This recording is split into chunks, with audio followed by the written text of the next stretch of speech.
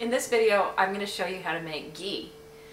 A lot of people are allergic to dairy, but it turns out that ghee is something that almost everybody can eat, which is a real relief to most people because it's such a shame to have to give up butter.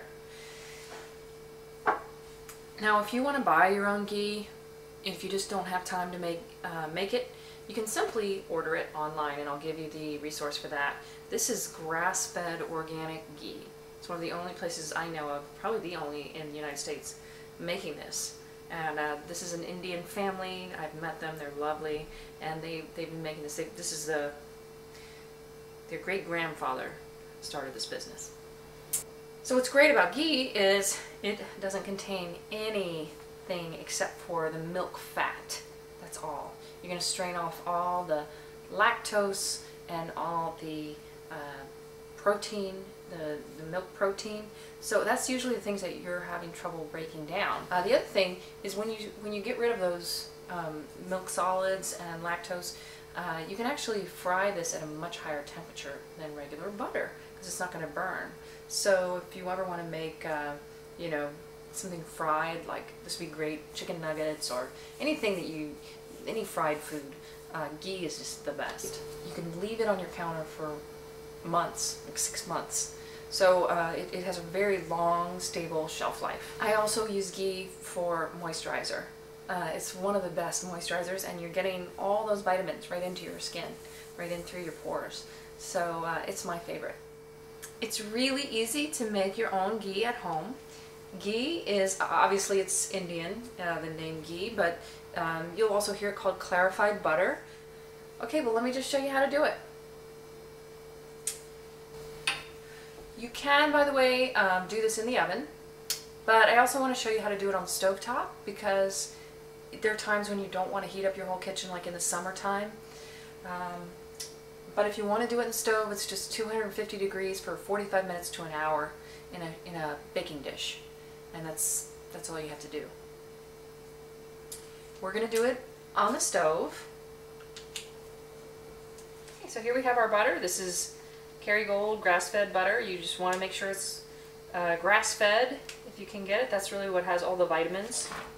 The butter we get in the United States and many other countries now is made from cows that are eating corn and soybeans, and they're just not getting all the vitamins that cows eating grass are going to get. The cows eating grass are going to get just a lot more. They're going to have fat-soluble activators, A, D, and K, and those are the things that we are really lacking in our diet today. Okay, so I've got the heat on about medium, and the main thing is you just don't want it to burn. You can set it on low if you're nervous, but it's fine. And when you're first doing this, you can even put it on high. Just don't let it burn. And as it starts to cook, you'll see all this white stuff, and that's the stuff that we're going to strain off. You'll see. Okay, so the butter is pretty much melted, and you can hear it's starting to. It sounds like it's starting to boil a little bit. So I turned it all the way down to low, and I'm just going to kind of carefully take off this top layer of all this white stuff.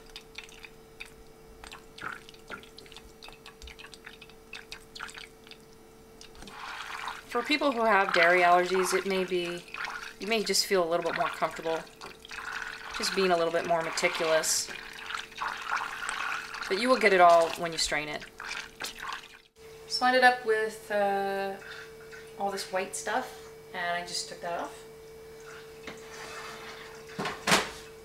And now there's a tiny bit of white still in here, so we're gonna strain it. And you can use a strainer with the cheesecloth, like we've done in other videos. But that's not necessary. You can also just use a simple paper towel, coffee filter and your mason jar.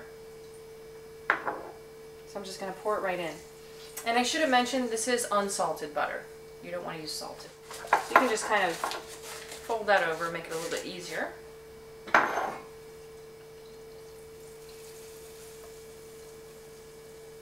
So it's just going to drip, and it's just going to, any of the white solids are going to stay at the top.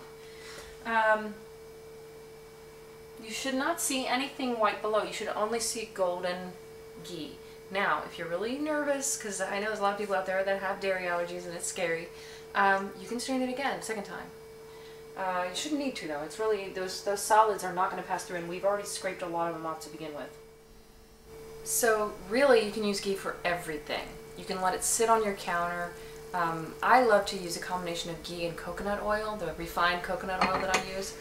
But you can use ghee to cook eggs, you can use ghee to fry steaks, you can use it for, you know, any time that you would be using butter. You know, whether you're frying vegetables or starting a soup, starting chili, anything. You can also use ghee for making cookies and, you know, or anything that you would need butter for. And again, you can just keep it on the counter.